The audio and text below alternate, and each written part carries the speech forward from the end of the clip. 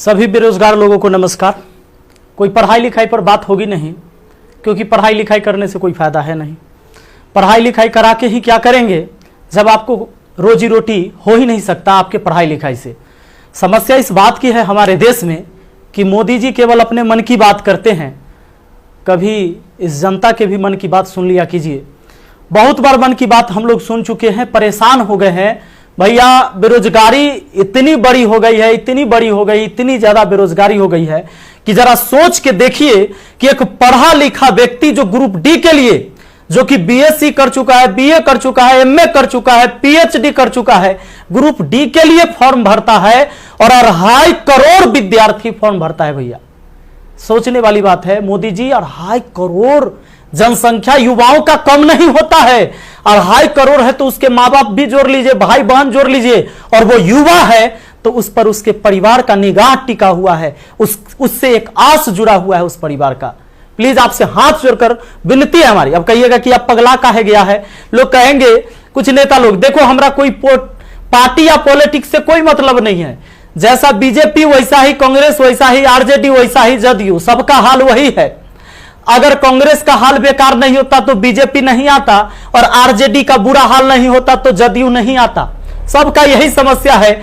मुझे किसी पार्टी से मतलब नहीं है, लेकिन मुझे अपने आदरणीय प्रधानमंत्री नरेंद्र मोदी जी से मतलब है। ये छात्र ने आपको बनाया है, ये छात्र ने आपको जिताया है, और केवल आपको अपने मन की बात करने के लिए प्रधानमंत्री नहीं बनाया था।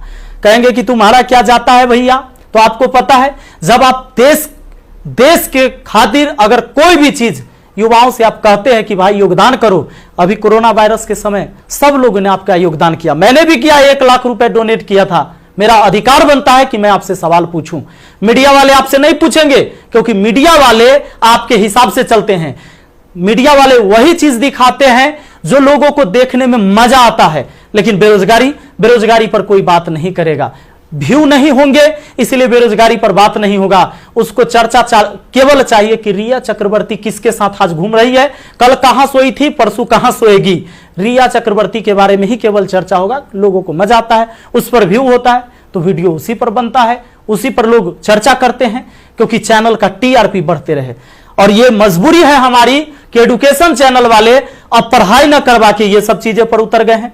मैं आपको आज बहुत सारी बातें बताने वाला हूं, करने वाला हूं। जो भी लोग हैं जिनको परेशानी हो, क्षमा चाहते हैं। अब परेशानी हुई है तो क्या कर लीजिएगा, हमको इतना ही कर दीजिएगा। कभी गोली मार देगा कोई तो याद रखिएगा, इतिहास जब लिखा जाएगा तो मरने वालों में लिखा जाएगा, भागने वाले और बिकने वालों में नहीं होगा। सीधी सी बात है।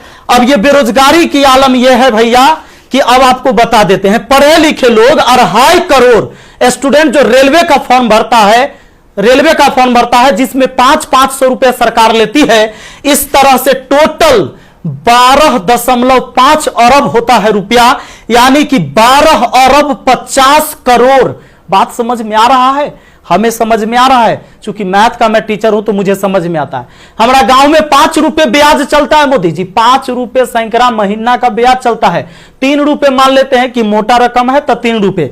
अब 3 रुपए से हमने निकाला 3% से महीना का, चूंकि महीना में ब्याज चलता है गांव में, तो इस तरह से 12 महीना में 12 36% हुआ, 2 साल में 72% हुआ, और ये 12.5 अरब का जो ब्याज हुआ वो 9 अरब हुआ। 2 साल आप लटका दिए रेलवे वाला फॉर्म भरवा के लड़का सबको 500 रुपया लेके। अब आप कहिएगा कि एग्जाम के बाद तो हम पैसा लौटा देते हैं, लेकिन बात यहां यह है कि पैसा तो आप लौटा दीजिएगा, 100 रुपया रख लीजिएगा, 400 लौटा दीजिएगा, लेकिन 2 साल में आपने बिजनेस कर लिया है 9 अरब का। भैया बहुत होता है 9 अरब, कोई साधारण बात नहीं है। अब देख लीजिए, आप कहेंगे कि इतना बकर बकर कर रहे हैं, भाई गरीब आदमी है। जब मेरे अकाउंट में केवल 1,23,000 रुपया था ना, तो 1 लाख रुपए हम पीएम केयर फंड में दिए थे। काहे जानते हैं कि कोरोना से लड़ाई लड़िएगा ना, तो कोरोना से लड़ाई लड़िएगा तो देश हित में ही पैसा जाएगा। इस पैसा से जब वैक्सीन बन के आएगा, या हमारे साइंटिस्ट लोग जब इस पर रिसर्च करेंगे वैक्सीन पर, तो खर्च लगेगा। तो आदमी किसके पास जो औकात था, 1 रुपया, 11 रुपया, 100 रुपया, 50 रुपया, 1 करोड़, 500 करोड़, 1000 करोड़ लोगों ने योगदान दिया, जिनसे जो हो सका। पूरा देश आपके साथ खड़ा था, और याद रखिएगा कि ये युवा बेरोजगार रहेगा तो आपके विरुद्ध खड़ा होगा, भैया तख्ता पलट जाएगा। ये बात पक्का सुन लीजिए, काहे कि आज हम दिल से बात कर रहे, दिल से बात किए थे तब ना मदद किए थे। अब देख लीजिए 30 मार्च को मैंने योगदान दिया था 1 करोड़ रुपए, हमारा तब पागलपन चढ़ल था। हम तो अपन गलती का पश्चाताप जूता से मार के करते हैं, लेकिन याद रखिएगा कि जूता उस नेता को भी पड़ेगा जो वोट मांगने आएगा हमारे यहां। याद रखिएगा, ये पूरा देश में अब बवाल होने वाला है। अगर सही टाइम से एग्जाम नहीं लीजिएगा, युवाओं को रोजगार नहीं मिलेगा, तब आपके मन की बात नहीं होगी हमेशा, ये जनता के भी मन की बात होनी चाहिए। यहां पर आप नहीं, आपको पता चले तो जिन लोगों को बुरा लगता होगा सर्च कर लीजिएगा, प्रधानमंत्री राहत कोष में 1 लाख रुपए का योगदान दिया। मैथ मस्ती लिखिएगा, ये लाइन लिखिएगा, मैथ मस्ती लिखिएगा, जरूर आ जाएगा, आपको पता चल जाएगा। हमारा घर भी करकट का है और फिर भी अकाउंट में 1,23,000 था, 1 लाख रुपया डोनेट किए थे ताकि हमारे देश में खुशहाली आए और इस कोरोना वायरस से हमारा देश लड़े। ए भाई, वो बच्चा के पैसा दिया हुआ है, जो हम पढ़ाते हैं ना, वो वीडियो देखता है ना, वो व्यू होता है, उसे पैसा आता है, वो पैसा हम आपको दिए थे, पाप लगेगा ना? तो तनी ध्यान दीजिए यहां पर। ये देखिए, कहते हैं कथी कि स्थानीय खिलौने बनाकर आत्मनिर्भर भारत बनाइए। खिलौना तो हम बनल है, जैसे मन होता है आप खेल रहे हैं, जो आप कह रहे हैं लोग वही कर रहा है। अब हम कौन खिलौना बने? खिलौना तो जनता बन चुका है आप लोगों का।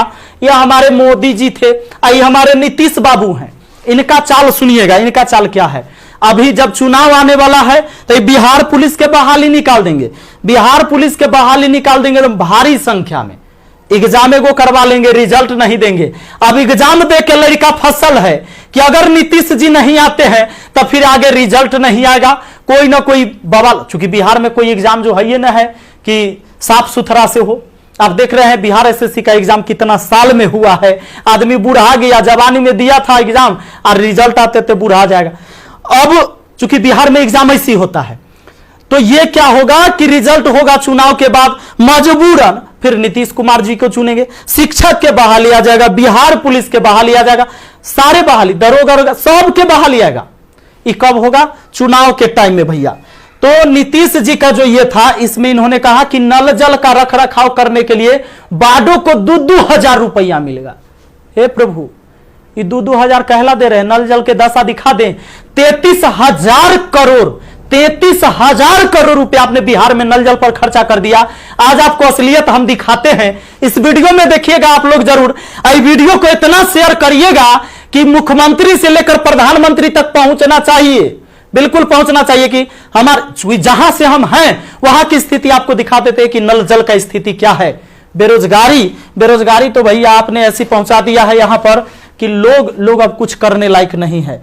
आप अगर आत्मनिर्भर बनाना था, खिलौना बनाना ही था, ये कहेला पढ़वा रहे, शुरू से खिलौने बनवाते। कहेला 500-500 रुपया लेके फॉर्म भरवा लिए और 2 साल में 9 अरब आप ब्याज कमा लिए। प्रभु क्षमा कीजिए, प्रभु इस पर कोई उपाय कीजिए, वरना आपकी तख्ता पलट जाएगी। और सारे विद्यार्थी, जितने भी छात्र हैं, मैं आप सबसे अपील करता हूं, इस वीडियो को शेयर करिए, जितना ज्यादा शेयर हो। और सारे एजुकेशन चैनल वाले जितने भी हैं, चूंकि आपके मीडिया नहीं दिखाएगा, विद्यार्थी का दर्द कोई नहीं समझ पा रहा है, वो वही चीज दिखाएगा जो सरकार चाहती है। हमारे सारे भाई बंधु जितने भी वाईफाई स्टडी एग्जामपुर है, अभिनव शर्मा है, राकेश यादव सर है, जितने भी लोग हैं जो भी वीडियो बना रहे हैं बहुत अच्छा कर रहे हैं, सभी को हाथ जोड़कर तहे दिल से मैं धन्यवाद देना चाहूंगा।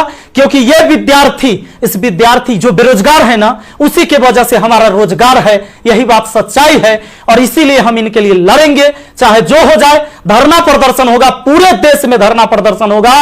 और जहां ये 2.5 करोड़ विद्यार्थी सड़क पर उतर गया तो सुन लीजिए, ये बिहार से लेकर दिल्ली तक हिलेगा, ये बात निश्चित है। एक साथ हम हैं, सबके साथ हैं। सारे छात्र आंदोलन करने के लिए तैयार रहिए। एसएससी टाइम से एग्जाम नहीं लेती है।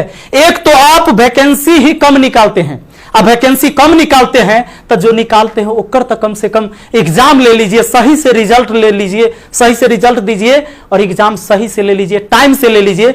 एक शेड्यूल बना दीजिए, जैसे मैट्रिक का एग्जाम होता है, 12th का एग्जाम होता है कि इस महीने में होगा, इस महीने में रिजल्ट होगा। उसी तरह एसएससी का भी एग्जाम होना चाहिए, रेलवे का भी एग्जाम होना चाहिए। आपको जितने सीट पर लेना है, लेकिन इसका एक टाइम फिक्स होना चाहिए। कितने इस महीने में एग्जाम होगा, इस महीने में रिजल्ट आएगा, इस महीने तक ज्वाइनिंग होगा, ताकि अंधेरे में लोग ना जिए।